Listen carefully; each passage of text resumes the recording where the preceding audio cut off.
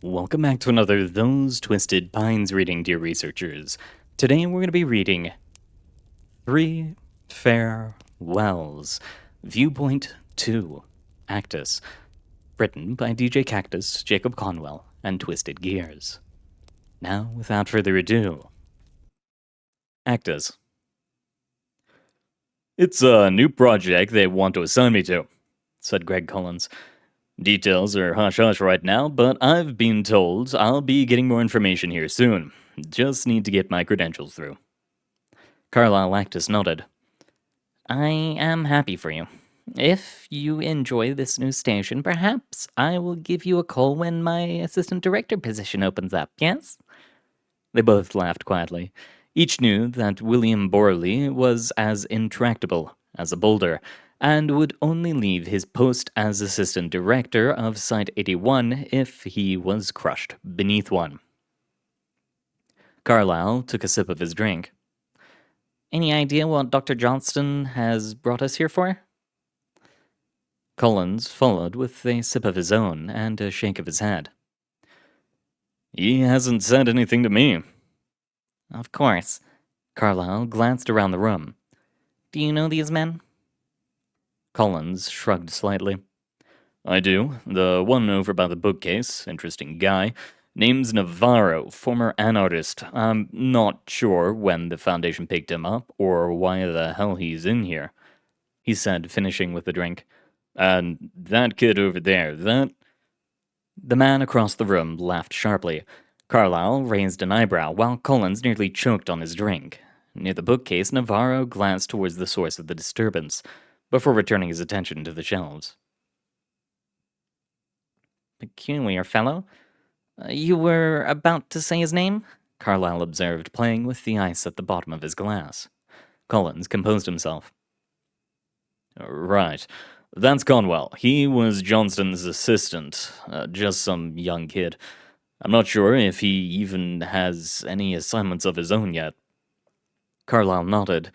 In the time he had known Zachary Johnson, and it had been some time, he had known him to be consistent on a few things: the scotch he kept in his office, the wood he preferred in his cane, and the kind of person he would make his assistant.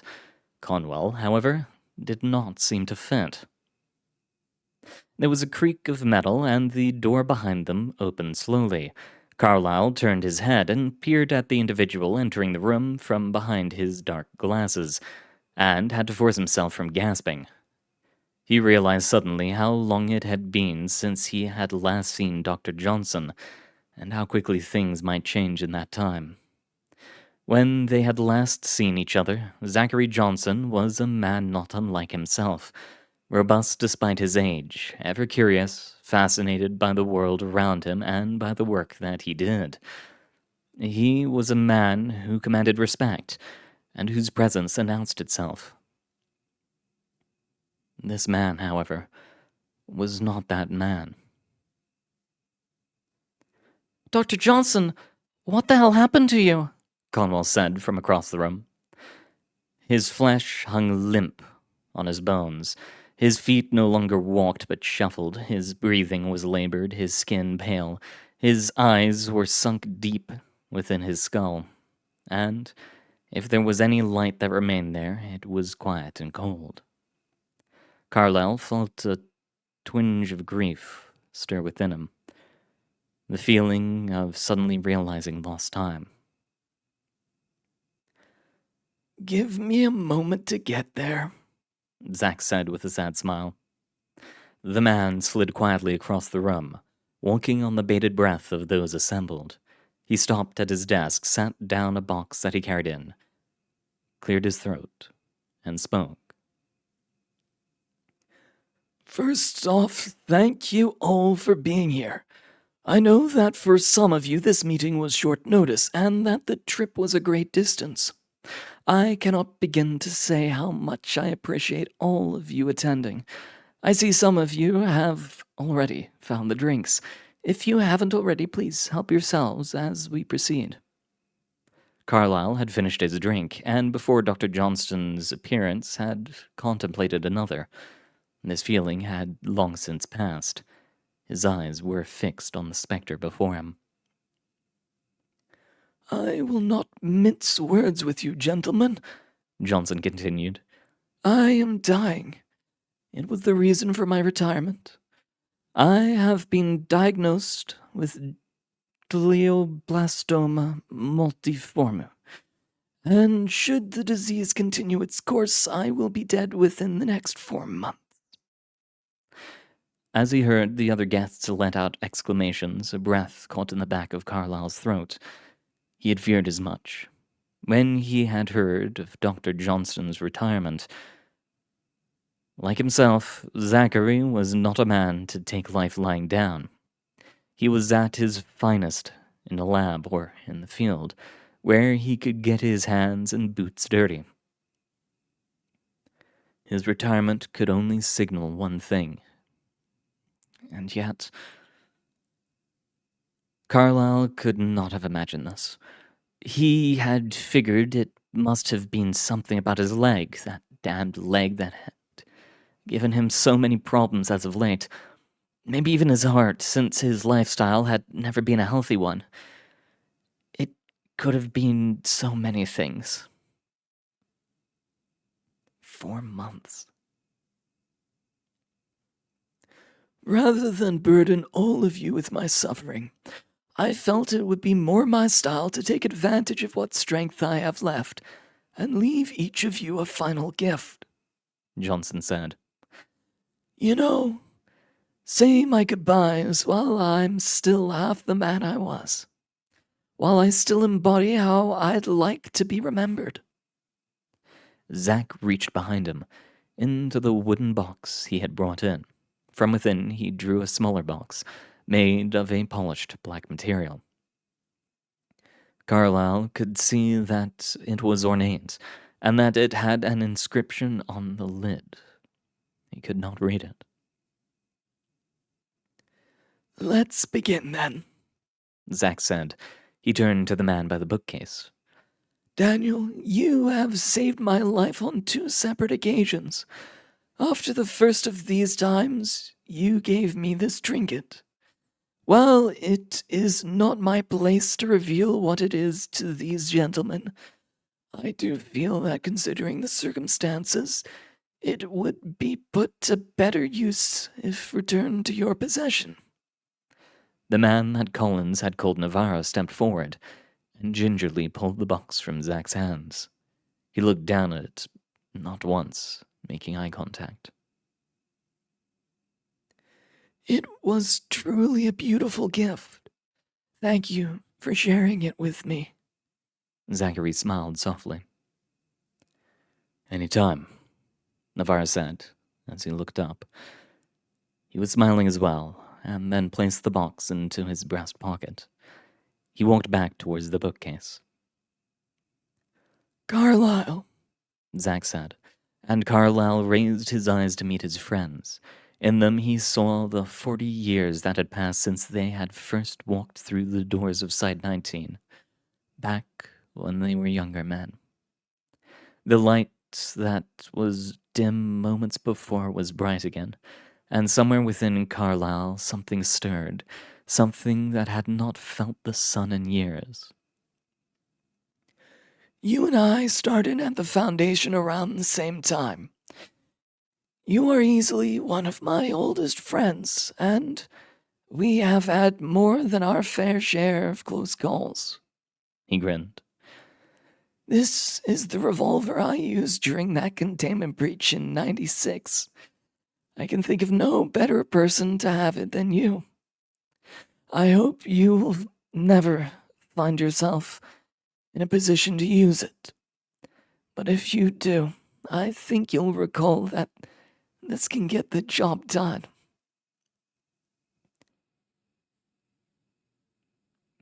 Zach, if you could, I need that chart from the table over there. Carlyle kept the beaver's mouth pried open with naught but his own 2 hands, while Zach raced across the lab towards a pile of unorganized papers. He ruffled through them quickly before grabbing the appropriate sheet and skating back. Carlyle glanced over the information provided and then grabbed a flask from a desk next to him and emptied the contents into the struggling mammal's throat. It coughed and sputtered as Carlyle forced the creature to swallow the mixture, but eventually it relaxed and started purring. Domestication in a can. I thought so. Carlyle laughed as he set the beaver down on the ground. It curled into a ball and fell asleep. Both of them giggled wildly, and then sat down on the floor.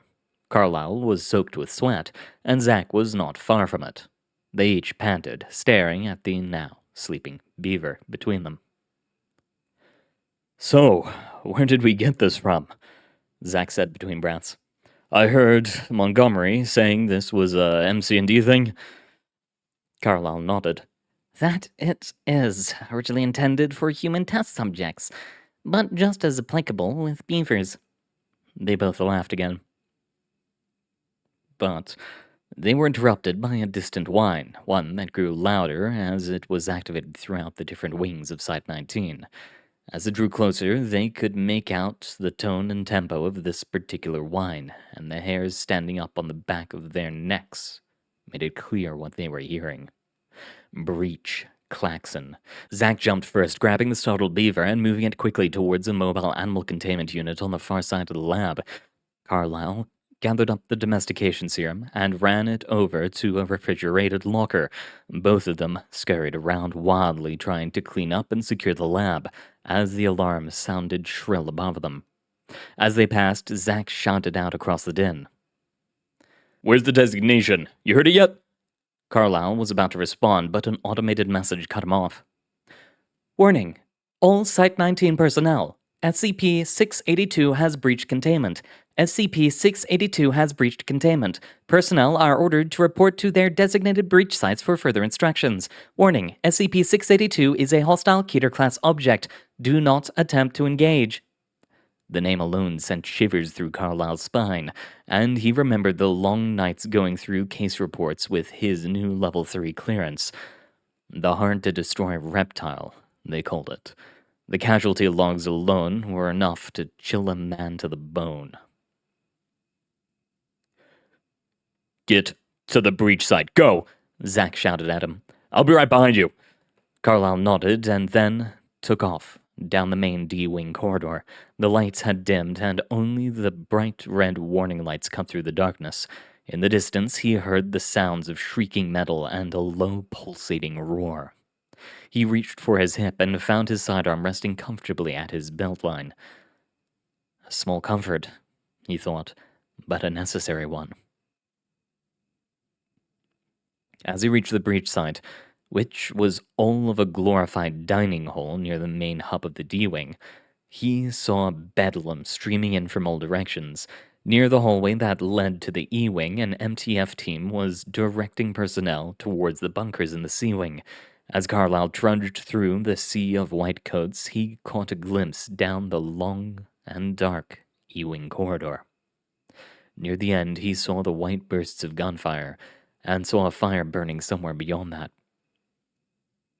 Before he could stop and see more, he ran directly into his supervisor, McKinney. Ah, fuck, Aktus! He shouted over the growing commotion. Where have you been? We've been moved out already. The whole team is already down in the bunker. Where's Johnson? Carlyle opened his mouth to answer, but the sound of a snapping steel girder caused them both to jump. Another MTF team had just arrived out of the elevators on the far end of the hall, and were sprinting towards the E-Wing corridor, guns drawn. McKinney looked like he had seen a ghost. Where the hell is Johnson? We need to get out of here.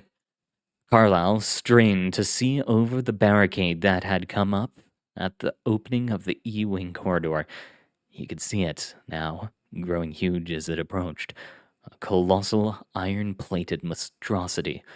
Its long and spiked tail whipped around behind it as it stormed towards the hub. Carlyle turned to say something to McKinney, but he was already gone. Then another screech of metal. The barricade buckled, and the bodies of MTF agents spilled over the top. More security personnel flocked towards the barricaded, which buckled again as something large and remarkably strong pushed against it. Spinning around, Carlyle found that he was suddenly alone in the middle of the hole, with only a handful of other agents stationed around the exits. For a moment, there was a brief silence. The rumble dropped to a whisper, but was still enough to make the earth shake. The barricade crumpled as 682 pushed it flat, the bodies of agents pinned to it like a tackboard. The remaining personnel pulled their weapons as well, emptying clips at the monster, which had already taken extensive damage across its entire carapace. The creature roared and flailed, smashing one agent into a booth and another into the marble floor of the hole. Something inside of Carlyle was shouting at him to pull his weapon, to take aim at the creature and put lead inside of it, but something else caused him pause. An agent near him reached for his weapon and began to take aim, and was flattened by 682 in all of a heartbeat. The man could not have been more than 10 meters from Carlyle, who only felt the rush of wind as the huge creature leveled the attacker. Carlyle felt his hand creeping towards his firearm, and held it still. He watched as the looming monster lurched towards him, roaring and screaming, and passed right by him, off in the direction of an agent firing a weapon at the beast. As it passed, Carlyle heard through the screeches a deep voice, like rolling thunder across an open plain. Pathetic. Carlyle started running towards the agent, waving his hands and shouting for him to drop his weapon, but the agent was backed against the wall and panicking, and as he went to pull out another clip, 682 shoved a long-scaled claw through the agent's skull, obliterating it. Another group of 3 agents ran into the room and opened up at the reptile, and Carlyle felt the warmth of meat splattering down on him as the other side of the creature was torn apart by bullets. 682 growled and whipped its tail across the room towards the team, decapitating them in a single sweep. With all of the hostiles dispatched, 682 lurched awkwardly towards the sea wing, shaking the floor with every step. Carlyle could not believe the creature was still standing. With all of the rounds of ammunition that 682 had taken, it looked more like Swiss cheese than any sort of reptile. Blood and fluids poured from every orifice, and at least one leg was shattered entirely. Half of the creature's skull was missing entirely, as was a sizable chunk of its back left leg. Carlyle held still, his hand still hovering over his firearm. He stammered, but the lizard did not hear him. It did, however, hear Zachary Johnson. "Where are you going, you piece of shit?" Zach yelled across the hall. Carlyle turned to shout, but Zach already had his revolver drawn and aimed at the monster. He quickly let off 7 rounds, all of which exploded into the side of 682. From his vantage point, Carlyle could see a string of intestinal tissue slosh out of the new wound. The beast roared and then charged. Running now towards his friend, who was already loaded with another several rounds, Carlyle heard Zach laugh. "Oh yeah, disgusting human filth, huh? Well, how about some of this, you damn dirty lizard?" Then the resounding crack of his revolver again. 682 roared in pain, and as it toppled sideways, shuddering violently, its tail whipped out behind it and found Carlyle.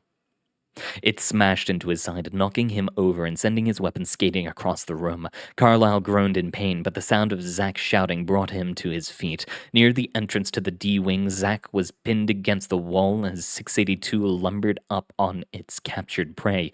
Carlyle could see Zach trying to find another round, but he dropped the weapon as 682 lunged at him, smashing into the wall. Zach started running away, but 682 was both larger and faster. In an instant, the reptile was upon him, and its gnashing jaws struck out. Carlyle could hear the sickening crunch of flesh and bone, and Zach let out a desperate cry. Carlyle was in a full-on sprint now towards the creature. As he approached, he saw the revolver and a single round laying in his path. He scooped them both up in stride, and as he came up behind 682, he slid the round into the chamber. The monster flung Zack across the room like a cat would a mouse, and reared up to finish the job. Carlyle lunged and slid beneath the beast until he could see the underside of its already shattered skull. Crack! 682 fell limp, air passing quickly through the hole in the underside of its head, and its body shook violently. Carlyle could hear words beneath the gurgling, but he could not make them out. The shock quickly passed, and he crawled toward Zack. The man was laying in a pool of his own blood, hands gripping his shattered leg. Zack looked up as he approached. Fuck Carlyle. Look, my fucking leg. God damn it, my fucking leg. Carlyle put his hands on the most open of the lacerations, applying as much pressure as he could. From behind him, he heard the sound of individuals rushing into the hole, agents and researchers, and hopefully a doctor. He squinted through blood and sweat, and his eyes met Zack's, who was laughing now. Can you believe that? 682. We took down 682, man. Isn't that something? He looked up at the monster, now thoroughly eviscerated by the security team's bullets. Well, maybe not just us. Carlyle grinned at him and reached a free hand out to grab the revolver from where he had thrown it.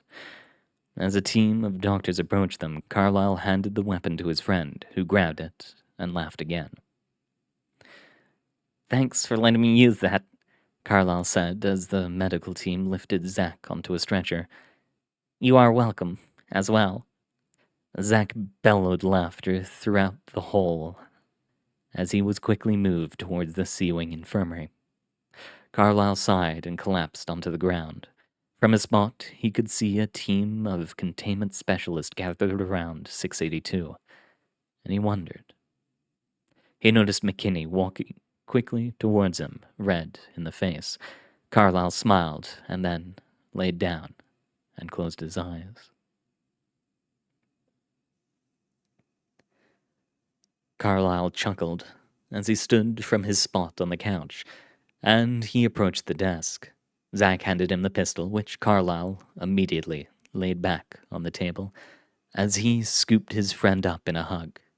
He held him for a moment's time and then released him. I will treasure it forever, Zack.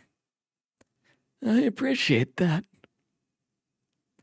The surprise of the moment passed, and Zachary Johnson smiled at his friend once more.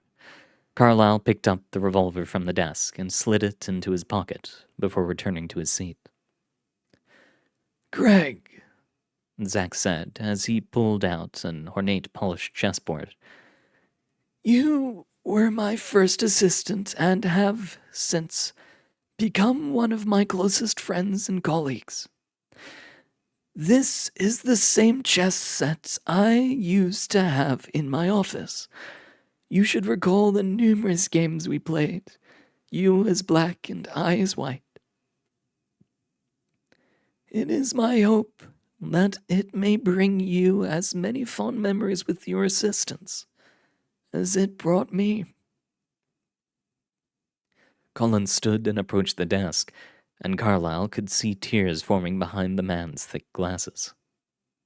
He grabbed the chessboard and stared at it for a moment, and extended his hand. Zack took his hand. They shook silently for a moment, and then he returned to his seat. It was finally Conwell's turn, and he knew it. Dr. Johnson, I can't accept anything from you. I just can't. For the love of God, Jacob, call me Zack, the old man sighed. And I insist. I'd very much like you to have it. They all watched as Zack placed a small silver watch on the table. This watch was originally a gift to me from Dr. Thompson prior to his incident. He said that Like this timepiece, I was simple, dependable, and had a slightly odd tick. Johnson laughed to himself for a moment before he continued. In the time I have come to know you, I feel that you exemplify these qualities more than I ever had. This is why I think you should have it. Conwell did not move. An eternity passed as he sat and stared at the polished piece of metal on the desk. Eventually he stood and walked slowly towards Zack. Every eye in the room watched him as he approached the desk and picked up the shining silver watch. He stared at it for a moment and then smiled. Thank you, Zack. He looked up at the old doctor, who smiled and nodded at him. Conwell returned to his seat, and all eyes returned to Dr. Johnston. That's all, folks, He said as he removed the box from his desktop. Thank you all so much for coming. I consider it an honor to have spent my time on this earth with gentlemen such as you. As the men rose to leave, Navarro and Collins each approached Zack to say a final goodbye. Carlyle stayed in his seat to finish his new drink, and Conwell sat across the room, staring at the watch. As Collins walked out, Carlyle stood and strode towards the desk. Zack smiled at him as he approached. Site Director Aktus, eh? The old man laughed. Guess our careers did end up in pretty different places after all. Carlyle grinned at him. You have had a magnificent career, my old friend. I do not know of anyone else I would have rather spent those years with. Zack nodded. Nor do I. You were a good friend to me, Carlyle. A better friend than I deserve most times, if I might. He hesitated. I do have one final request. If you would allow me. Anything. The old doctor motioned towards the young man sitting in the corner. Keep watch over Jacob, will you? He's a bright young man and will be a great doctor someday. He chuckled. Reminds me a little bit of us, to be honest. Carlyle smiled again. Of course, Zack. Have no worries. I never did. Carlyle extended his hand. Behind his dark glasses, a rim of tears were forming beneath his eyes. Goodbye, Zack. A moment passed, and then Zack met his grip. Goodbye, Carlyle. Carlyle grabbed his coat and hat and stepped into the hallway. He looked one last time at his old friend, and then the door swung shut behind him. And there is the second of 3 perspectives. Next week, we'll be back with the third. Thank you very much for coming, dear researchers.